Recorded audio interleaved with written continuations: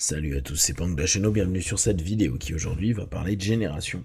Et vous savez que c'est un sujet qui me plaît bien parce que je pense que notre société est très complexe, notamment parce que nous n'avons pas les mêmes cartographies et perceptions des différents éléments qui se passent entre les générations.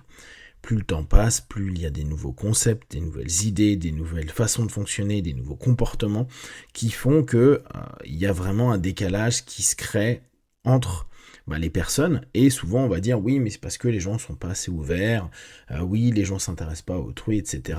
On va être très critique vis-à-vis de nous humains. Pour autant, je pense qu'il est important de capter que on est culturellement éduqué avec ce qui a touché nos générations, notre période de temps. Du coup, c'est comme si notre matrice de pensée, elle était fixée par rapport à une période de vie. Une période, celle où on a été éduqué, on va dire d'enfant jusqu'à fin d'adolescence, et du coup l'ensemble des références, des points clés de notre morale, notre façon de comporter, de nos visions peut-être idéologiques, religieuses, spirituelles, euh, culturelles de façon générale, va être globalement figé. Bien sûr, vous allez toujours trouver des personnes des anciennes générations qui vont adhérer, voire tenter, de façon parfois un peu cocasse, de ne pas vieillir, de ne pas être obsolète par rapport à un modèle comportemental ou un modèle de pensée. On va avoir les personnes qui continuent à vouloir suivre les tendances de la jeunesse, ou en tout cas des nouvelles générations, que ce soit donc intellectuellement ou avec des vêtements simplement. Mais la plupart du temps, les générations se comprennent pas. Et c'est complètement normal. On a l'impression, parce qu'on a numérisé l'information, parce que elle est plus disponible, parce que la dernière génération, les Z, on va pas encore parler des alphas, mais les Z ont diffusé beaucoup de choses parce que c'est leur monde, le numérique. Même si les initiateurs, on pourrait dire c'est les X, le monde réel, ceux qui le maîtrisent, c'est les Z.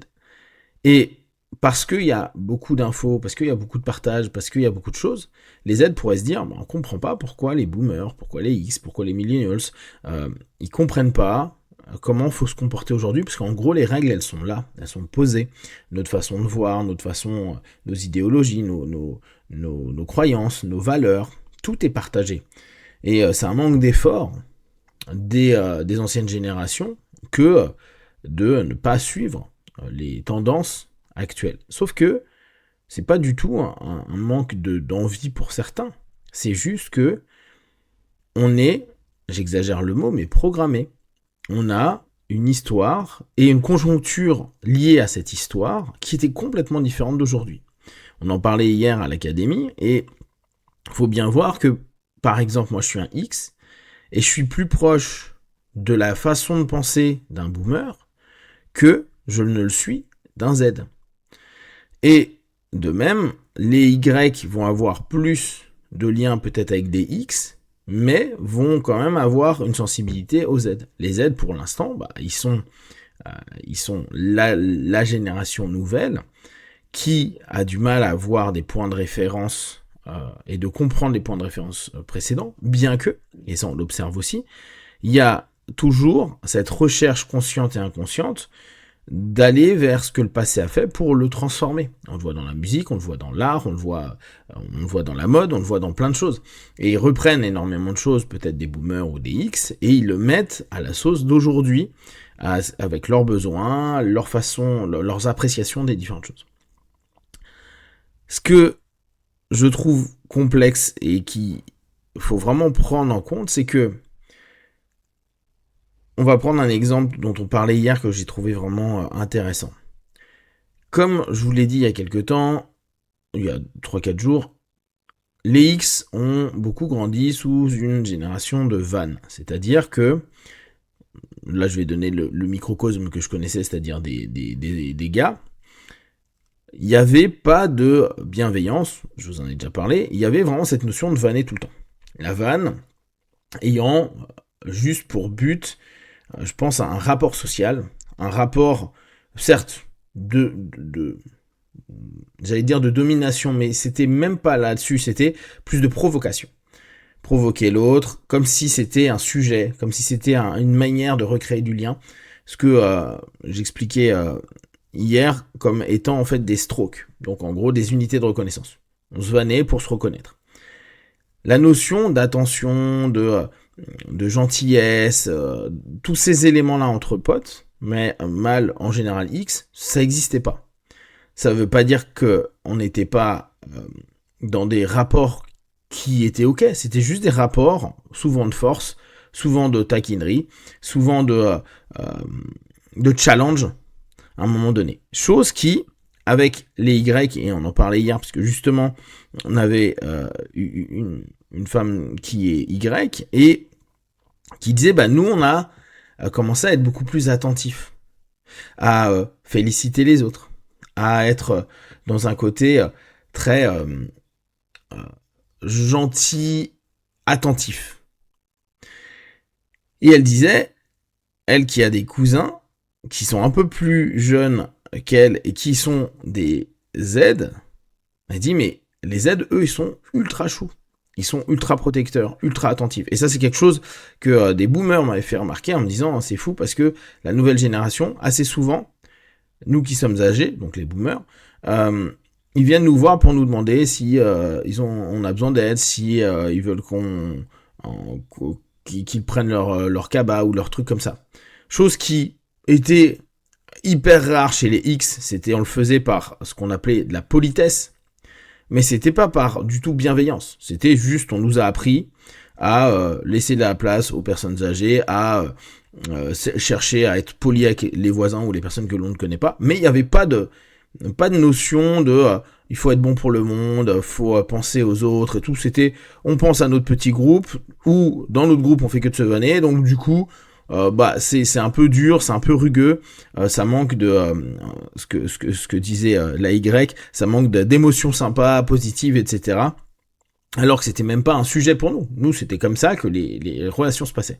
Pour les Y, où il y avait déjà une ouverture et une attention sur l'autre, comprendre des boomers ou des X qui sont dans la dureté, qui sont dans une espèce de notion à ferme ta gueule, avance, te plains pas. On avait pris l'exemple du boulot. Nous, en tant que X, on s'en foutait d'être bien dans le boulot ou d'avoir un sens à notre travail. Nous, notre seule idée, c'était d'avoir un travail parce qu'on était sur la première génération où le chômage était quelque chose qui arrivait. Et donc, où on nous avait promis qu'on aurait un bon poste si on faisait un peu d'études et un peu d'argent, et qu'au bout du compte, on s'est rendu compte dans le réel que, non, il y avait juste, faut que tu aies un boulot et c'est déjà pas mal. Donc, tout ce qui était bien-être au boulot, te sentir à ta place, avoir des bons collègues, avoir des N+1 cool, on s'en foutait complètement. Le but étant simplement, ok, est-ce que j'ai un salaire, est-ce que je peux payer, est-ce que j'ai à payer, point. Alors que déjà, la Y, il y a eu une notion, et c'est ce qu'elle nous disait, elle, dans ses cours de management à l'époque, on commençait à parler du sens au travail, du bien-être au travail. Et on voit les Z qui, sur plein de façons de travailler, avec le quiet quitting, avec plein d'éléments qui sont mis en place dans le non-engagement, ou au contraire être hyper engagé, mais sur des notions très sociales dans l'entreprise, etc., ont du mal à comprendre avec les générations précédentes que ils parlent pas de la même chose et que les attentes sont pas les mêmes. Du coup, et je vais finir sur cette phase-là, même si je pourrais sur d'autres vidéos leur développer, on est dans une notion d'incompréhension. Parce que les matrices de pensée sont pas les mêmes, et que quand aujourd'hui on dit ouais mais c'était une autre ère, les gens, notamment les plus jeunes, vont dire ouais non mais c'est trop facile de dire que c'était une autre ère, mais c'était réellement une autre ère. C'était une autre façon de fonctionner avec d'autres idées qui aujourd'hui vont être complètement rétrogrades et absurdes, à se dire mais comment vous avez pu accepter ça? Mais pour notre matrice, c'est juste la normalité. Et ce qui était normal il y a des années, même si c'était aujourd'hui considéré comme une agression, aujourd'hui considéré comme quelque chose de non respectueux, aujourd'hui non conforme à la manière de penser, n'était pas quelque chose qui était remis en question parce que ça ne nous gênait pas. Et si ça nous gênait, on avait juste dans notre culture appris à c'est comme ça, point, ferme ta gueule. C'est pas mieux ou moins bien qu'aujourd'hui, quelqu'un qui va constamment se rebeller et dire mais non, mais c'est injuste, il faut plus de justice sociale, économique, etc., etc. C'est juste que c'était pas un même format de pensée. Donc le fait d'avoir tout ça dans une société fait qu'il y a beaucoup d'incompréhension et que l'imposition d'une façon de penser de la nouvelle génération vers les anciennes est quasiment impossible. D'ailleurs, à mes yeux, et là ça reste purement subjectif, la notion de politique, les politiques qui font style, qui comprennent les idéaux et les valeurs des jeunes, donc des nouvelles générations, des Z en l'occurrence, et dans le futur vers les alphas, c'est complètement fake. Ils savent très bien ce que va être les valeurs et les croyances, mais ça reste des X où on a encore un paquet de boomers.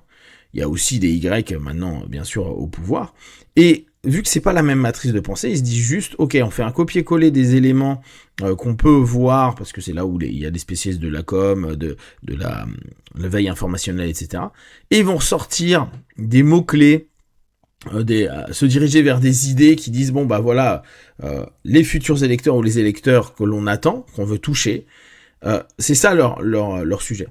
Et c'est pour ça qu'on va retrouver d'un côté les méga conservateurs qui vont dire ça on veut pas toucher, donc on va avoir plutôt une génération plus ancienne, et des progressistes qui vont être plutôt dans d'autres partis. Seulement, attention, même si les gars disent on vous comprend, on est un parti progressiste, tant que c'est des personnes qui ont un certain âge et d'une autre génération, c'est faux, ils ne comprennent pas. Intellectuellement, ils peuvent valider, mais dans leur matrice, c'est absolument pas accepté. C'est juste de la politique à ce moment-là pour bien se faire voir et pour avoir un électorat et pour avoir du pouvoir.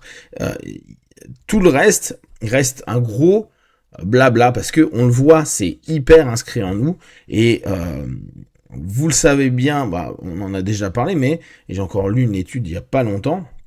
On ne change plus à partir du tout. En gros, on est hyper figé à partir de la vingtaine, c'est-à-dire post-adolescence. On a déjà nos façons de fonctionner et c'est quasiment sûr qu'on ne bougera pas. Le moment où on bouge beaucoup, c'est quand on est tout enfant. On est capable de recréer pas mal de nouvelles matrices et tout. Au bout d'un moment, c'est figé.